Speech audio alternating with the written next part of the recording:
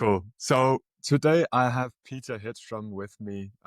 He is the CMO of Learnster, a Swedish SaaS in the learning and education space. And yeah, today I'm hoping that we're gonna dig into the route and the story of growing a SaaS in a pretty competitive space, into from zero in revenue to, I think you mentioned last $5 million in annual recurring revenue. So yeah, I'm super excited to have you on, Peter. Thank you for joining.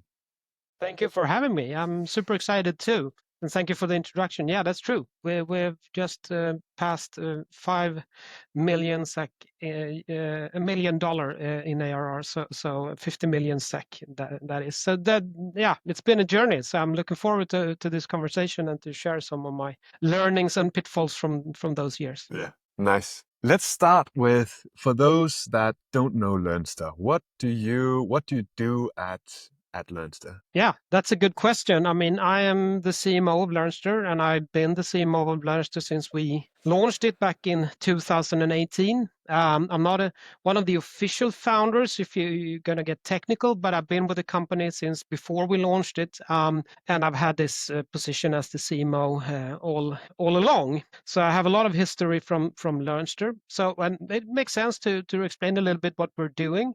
We like to say that we help organizations become more competent with the objective to strengthen their competitiveness.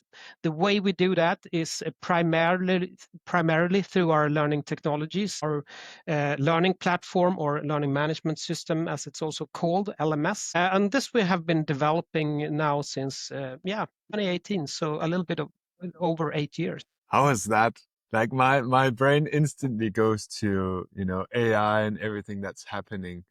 Like how's it been like from starting back in the day, like 8 years ago? The SaaS space looked, completely different, and I imagine the LMS like space as well. How has that, changed throughout the years compared to or maybe considering what you did back then and what you focused on and what was working compared to what you're doing now and what you're betting on now to be the next big thing, or be the Wow. next important thing. Yeah, that's a big question. There's a lot of stuff in that because, like, when you put it in this way, like 8 years ago, it doesn't feel that long, right? 8 years go by pretty fast. But where we are in this day and age, 8 years is like 80 years ago, you know? There was a completely different world back in 2018. So much has happened in these years, which has obviously made an impact on us as a company, but also the rest of the world. But also SaaS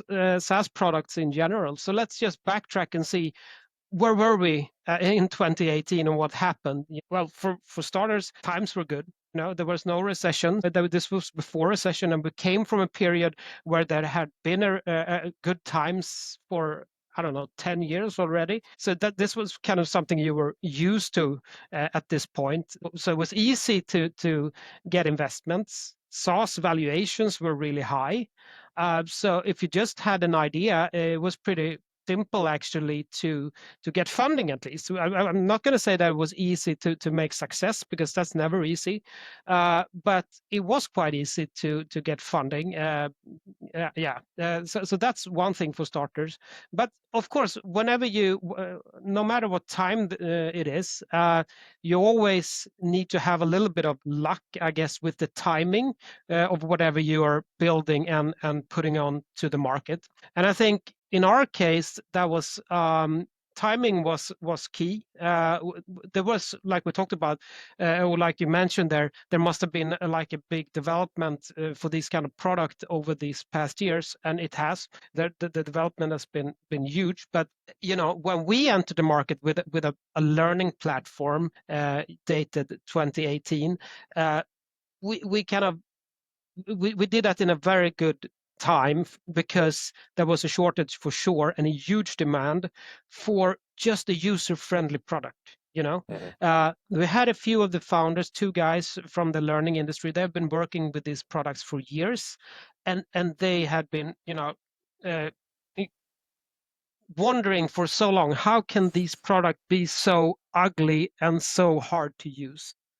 So what we really did at that point was to develop something that looked better, were user friendly, and just worked in a nicer way. And I think what helped at that point was that we had two guys from the learning industry, but the rest of us that was part of Learnster from the beginning, we were not from that from the learning industry. So we weren't really, we weren't affected by all the kind of signals that came from the learning industry that a learning platform needs to look like this. It must have these functions. So we thought a little bit from where we came from, and just felt like we need to build something that feels modern and up to date, based on our standards, based on the product that we were so used to working with. And so we did, and we came out really well. We approached a few of the bigger companies in Sweden, and they instantly loved it and say, if you can build this, we will buy it. And they did actually. So it was not just a promise. We built it.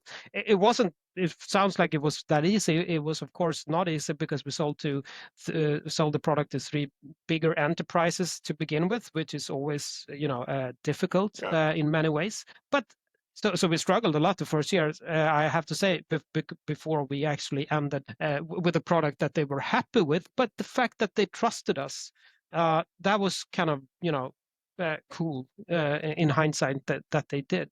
But going forward, then, I mean, the first years, this was 2018 up until 2020, was kind of smooth sailing. Three first years in a startup, and the economy was good and everything. What happened then was obviously the pandemic hit.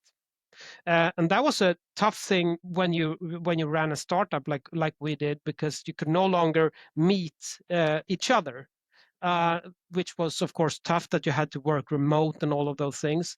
But in terms of our product, the demand kind of even grew, obviously, because now people really needed a digital product, an e-learning platform that they could use use remote. So that was actually not a bad thing for Learnster as a company when the pandemic hit. But it was more difficult to build a culture and a company, which are also like important factors in the early stage of a startup. Uh, but it wasn't really a setback. I wouldn't call it that. I think what happened next was the war, obviously, in Europe. It was a big impact. We had a lot of our development team in the Ukraine, so that was a big worry for us. We managed that well. When you think back of it, we were lucky, I would say, that because no one was hurt from our team or anything like that, and that was a good thing. And we managed to uphold everything around the product.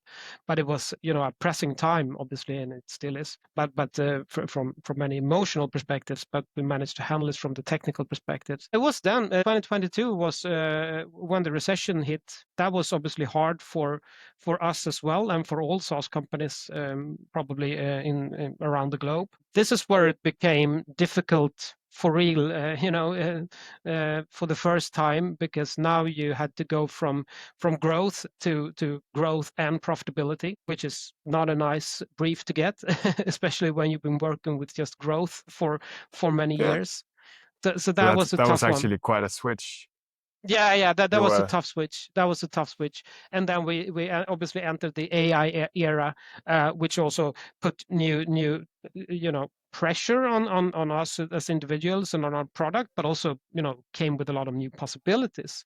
But if you and the reason I just went through all of these events like that was that all of this happened in those 8 years yeah, since we 8 started years. Learnster, and especially in the past 5 years. There's Yeah, so much thing that has happened just in the past 5 years. So it's crazy. it is. Yeah. It's interesting. Like, I want to dig into actually like the first few years. I noticed you mentioned like what really grew the company back then, and probably in the first like 4 years, it sounds like, was really the demand, and like it sounds like you sort of found your pocket of demand in the market that weren't really fulfilled. So like sort of dates back to actually having a product or service people want and people actually, easily know, like they're also in a stage where, they are actually annoyed by the fact that they don't have a solution for it. And it's not like, you solve a solution, but they don't actually know, they need the solution, or it's not like that top of mind. So it sounds like you found like just the right spot then as well, in terms of, businesses, people, the right businesses were actually struggling with this. They were actually annoyed by it. Does that sound right? Yeah, definitely. I mean, there was a clear demand for this kind of product, and also everything. When you put a new product on the market, or if you try to build a company, it always comes down to the value you're delivering, Hmm. obviously. And I think a lot of the customers that we met with and eventually sold our product to really experienced value with our product. Uh, this was in combination with the fact that these kind of platforms or learning platforms, learning management systems, in the past they have been primarily used by HR in bigger corporations. But Yeah. something was happening at the same time as we were developing this product and launching it. It was also the fact that the demand now came from more organizations. It wasn't just HR in bigger organizations. It felt like we entered the market in a time where there was a renewed demand from many industries, from many organizations, bigger and smaller, around learning and knowledge. And I think that comes down to the fact that we were in a digital era where people were used to going to sending people off 2 times a year to a kind of place where you're supposed Seminar to or learn, something. seminars where you're Yeah. supposed to learn, and you do Yeah. that twice a year.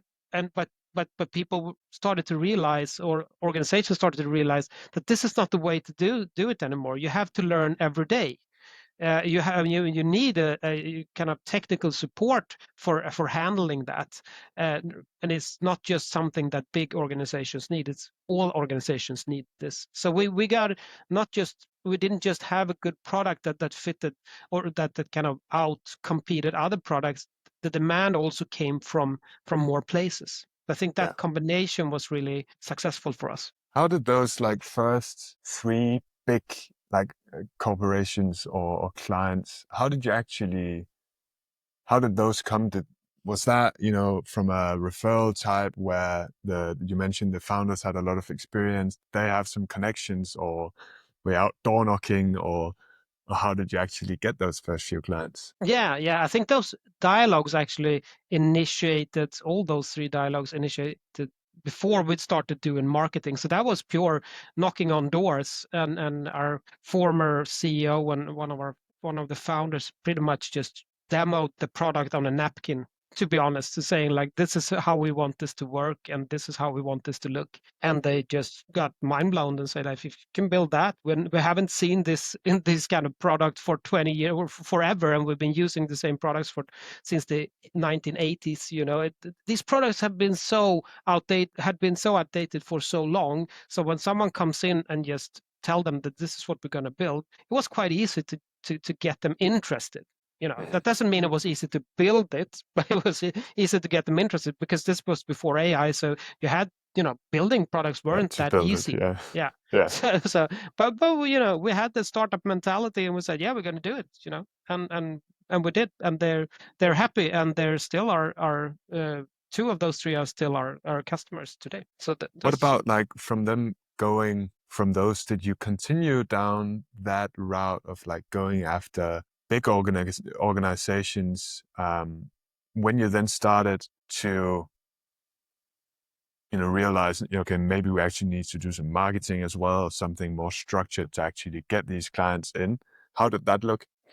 Well, this is where this becomes a blessing and a curse, my friend.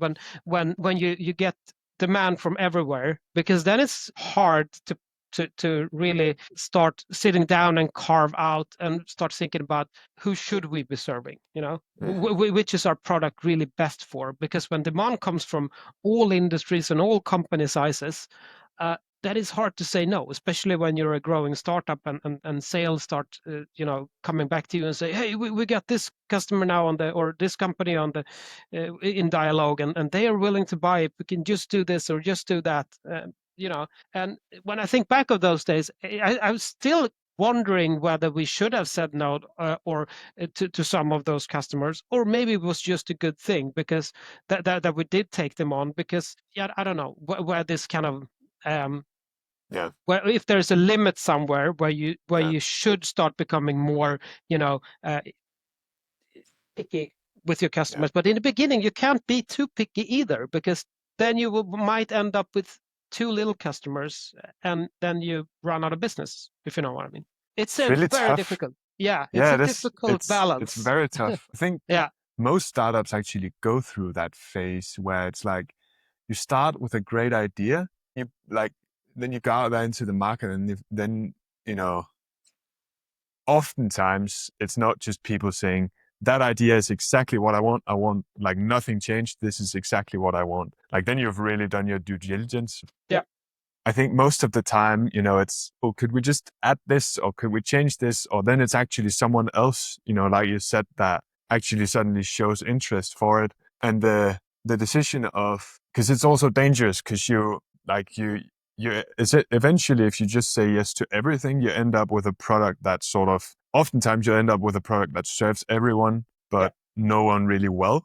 yep, Plus it's also like more difficult to market, because like everyone's looking for specific products. Like if I just say I run an agency, everyone's like, okay, sure, great. If I say I run I don't know, outbound agency for PE firms, then it's suddenly specific. So then it's actually like already there interesting. But at the start, like we did the same. We also said yes to most of them. And I think looking back, like you just did as well, it seems like that was also what got us all of the learnings, that like we got so many learnings from actually saying yes to some of those clients, most of those clients. And I don't know if we hadn't said yes to that and we had been fixated on, how much we wanted to charge for it or exactly our type of customer, maybe we could have broken through with that as well. But honestly, I think it would have taken longer than actually just, going with the flow a little bit as well. Plus, like then you're like then typically you're profitable as well while you're yep. scaling, or at least more profitable. If you're very fixated, I think then it might end up taking longer, and because you're saying no to clients and to cash flow, it'll Yeah, end up and I don't also think doing that that. there But is it's tough.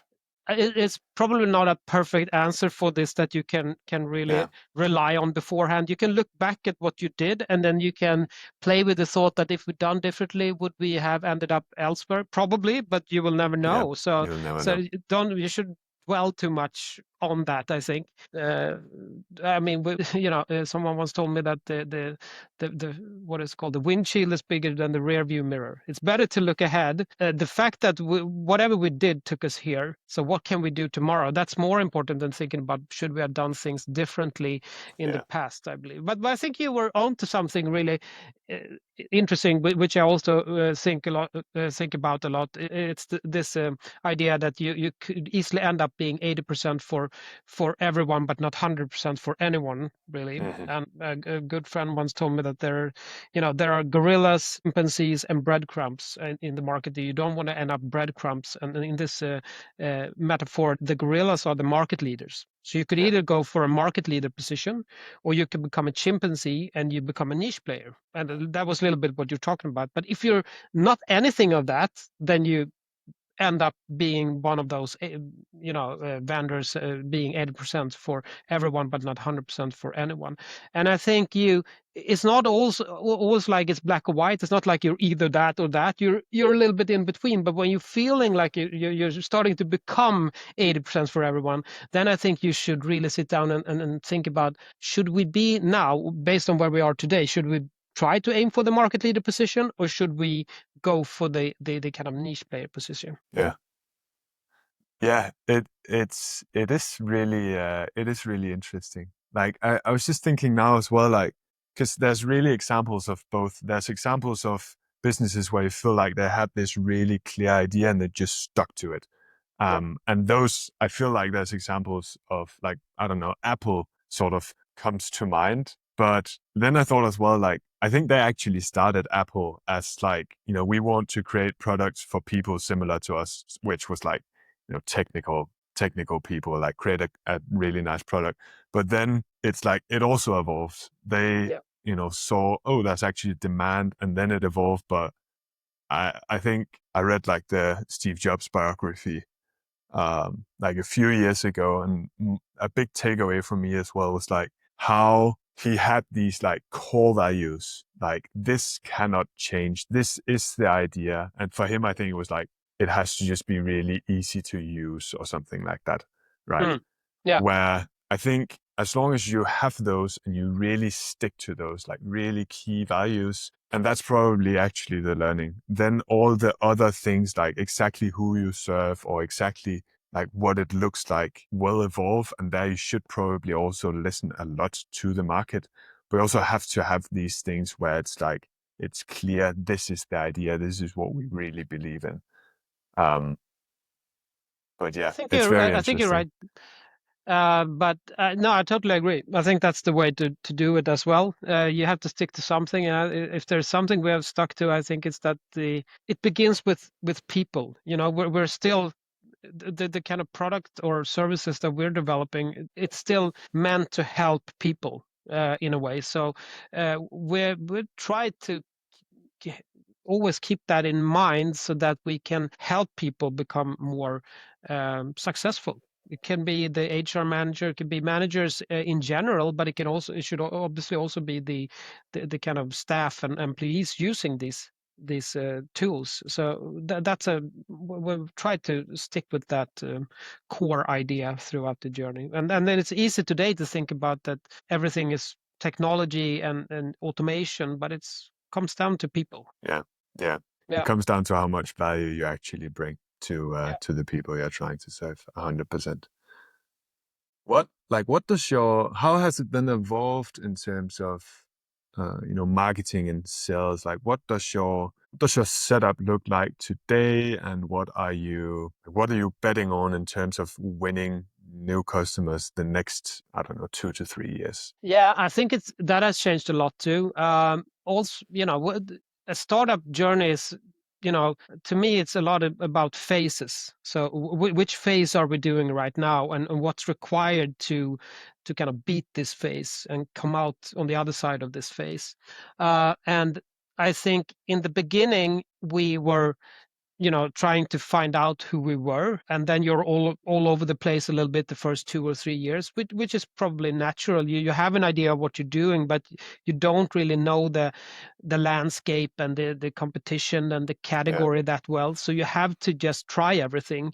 And then you get an idea of who you probably are, and that's usually because the kind of market is telling you who you are. We try to stay away in the beginning from the word LMS, learning management system, because it was so heavily connected to something negative. yeah, Whenever you use that word, people went, "Oh, that's a bad system. I don't want to talk to you." But so we tried to stay away from that. But after a while, I kind of recognized when I was doing lead generation, we got requests. We didn't have the word LMS anywhere on our website or anywhere in our communications for the first 3 years. And even though we didn't have that, people were, you know. We got demo requests in from our inbound efforts, and people were writing in the message, "We'd like to have a look at your LMS." And yeah, I went like, "Why are people calling this an LMS? We're trying so hard not to be an LMS, but so why are they referring to us as an LMS?" But the fact is that we had built an LMS, and yeah, and if that is the case, then I think it's you could easily lose out by not saying that you are what people believe that you are, if you know what I yeah, mean. yeah, But it's difficult to build your own product category, and I'm not sure if that was what we were going for. It was so early days, so it didn't really matter to us. But 3 years in the game, we decided to change everything and say, okay, we are the LMS, but we are a modern LMS. We're not an old LMS or whatever. So we did that. And then all of a sudden, it became so much more clearer for everyone. So we got even more demand. There was more yeah, ease. It was easier for us to establish ourselves within the existing product category, because the LMS category is mature, it's well established. We just tried to stay outside of it, but since we had built this product already, it was kind of pulling us into this product category anyway. So when it did, we just decided to switch it around and do something positive around the fact that we were an LMS. And a good thing about that was that the kind of product category itself evolved too. So Yeah. 1 year after, there was nothing wrong about being an LMS. Most of the vendors have played this game where they try to change the name of the product category or their own product, but they all went back to calling themselves an LMS because it was fine.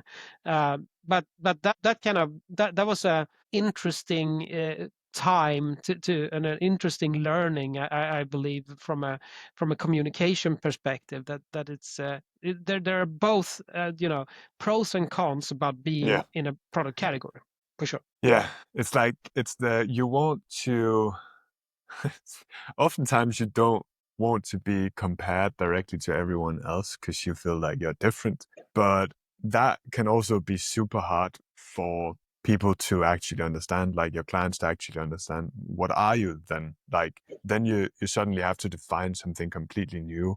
Whereas if they can put you in the box of, they are an LMS, and compare you, but like sometimes then it's easier to just say we are an LMS, but we do all of these things better, or like this is why we're different. We're modern, or we're actually nice to use, or whatever the language should be.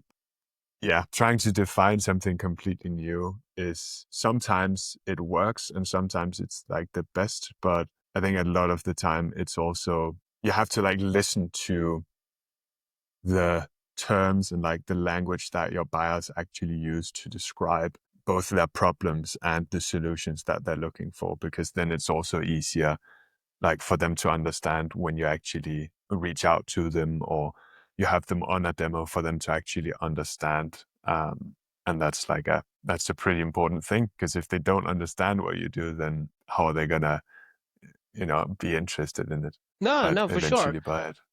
Yeah, for sure. And I think that is yeah, that's a really good learning and a good way of looking at it, because it's and it comes down to how much you want to invest in creating demand or capturing demand. uh, Yeah. in an established product category or a mature product category, there is obviously a lot of demand to capture, and capturing demand is cheaper than creating demand. It's always going to be Mhm. like that. But even in an established category, you need to obviously create demand, but then you can spend those money on building your kind of narrative or your niche, but you can still say that you're within this product category, and you can still benefit from the demand that comes naturally flowing through that category, and through all those channels. So I guess that's a little bit what we did. Once we shifted towards becoming an LMS, up front, there was suddenly a lot of demand to capture. So we spent the first years after that to really capture that demand and ensuring we didn't leave anything on the table. The What did that look like? that was a work of identifying which channels that actually brought the demand. So I spent a lot of time in deep diving into search engine marketing. I have a background coming from working with an agency for 6 years within digital marketing and search particularly. So I did that actually before we shifted this around. But in the beginning, we didn't want to capture any traffic related to LMS or learning management Mm. system, because it was also quite expensive. So I kind of shifted the strategy there when it comes to both SEM and SEO, to capture more of the natural demand that came through search. And then there is also obviously review sites out there which people go to get help of finding the right solution for them. So we invested more in being visible on those sites, and that kind of created a more natural flow of inbound leads. We also Yeah. built a quite big team of SDRs back in the day um, to kind of add some human touch to everything. So we had obviously a lot of mechanisms going on in terms of capturing demand. but sometimes it was helpful to have someone who could reach out in person, and to act on early intent that you could see from all the inbound activities that we were doing. So we spent a lot of money on that in the years 2020 to 2022, I guess, before the recession hit. Then you had to work a little bit different after that. So then you switched away from the SDR setup or from the... Yes, I think we did switch away from that, but I guess it was mainly because we saw a higher ROI from the pure kind of inbound marketing channels at that point. But I think it doesn't necessarily have to do with the fact that outbound or SDRs were not good anymore. But I don't know. SDRs and BDRs, they had an upswing really around, I don't know when it was, but maybe a lot of companies started to talk about those function in 2019, 2020. So it was very natural to add these kind of function. But then it resulted in a lot of email sequences. People got flooded by all these email sequences, so you got a little bit tired of people trying to call you up all the time or getting your inbox filled with emails. So I think that also had a natural switch around that point where you kind of wanted to go get away from that a little bit. So but overall, I mean, it's hard to compare, I think, the inbound process to the outbound process. I think you need to integrate those a little bit and don't look too hard on this versus that. More like looking at it as an integrated part and looking at the funnel and seeing like there are different touch points that people go through, and if they come to a touch point, or if we can meet them at the touch point, we should, because that's where, if we can be there and influence them in a positive way, then we should.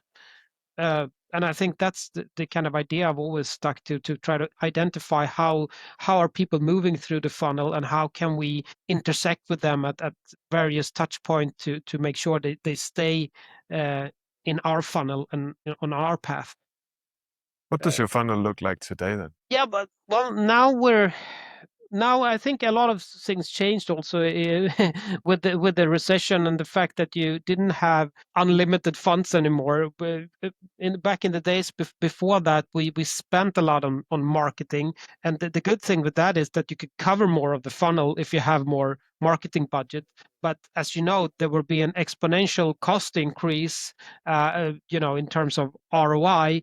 When you try to not get more leads in after a certain point. So I think when we had to really pull back budget wise, because we were suffering like everyone else, that we couldn't spend that much anymore, you had to go back to the things that you knew worked, and then it was easy to just keep some of the basic mechanisms working, the ones that brought the highest ROI. I'm not sure if that's the best way of doing it, but we and I guess many other companies were probably forced to do that because of the budget cuts. And now that we finally managed to become profitable, I think we need to regroup and see how should we do this going forward, because I don't think we're going to go back to just spending over our heads in marketing. I think those days are over, but I think we need to learn from the past and see that, okay, we did this in that era and that worked, and we did that and that worked a little bit, but not as well as that. So what are we going to do going forward?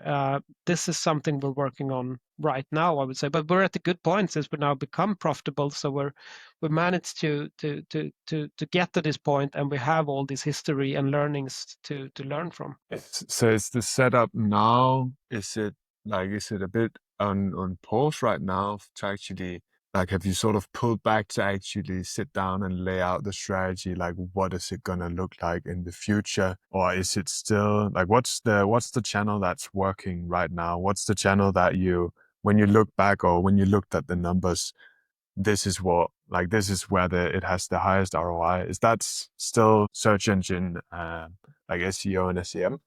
Um, Yes, I think if you're going to look at one channel separately, I think it's more difficult to do that today. But I think inbound compared to outbound still brings higher ROI, because it's easier to kind of you know, ensure close deals that way. But I think we really need to work more with outbound to see how we can leverage that. Because I think it becomes more important to get those two to work together. Like I said, not seeing outbound as a separate thing and inbound as a separate thing, but see if we can really get those two to work together to get a good collaboration between sales and marketing. Um, I think that's the most important thing that we're looking into right now.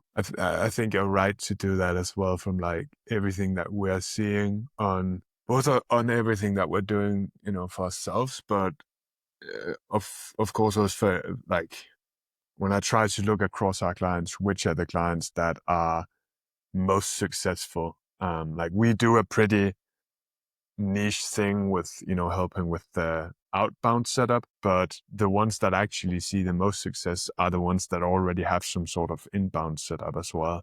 So they Yeah. have a little bit of a brand on LinkedIn. They have a like a nice looking website. Oftentimes it's like those, because it so works together. It's like, people used to, if you reached out to them or whatever, they didn't do that much research because you couldn't really do that much research. Yeah. Now it's like everyone does research and feels like everyone needs to be more educated, but at the same time, you also have the chance to actually educate them.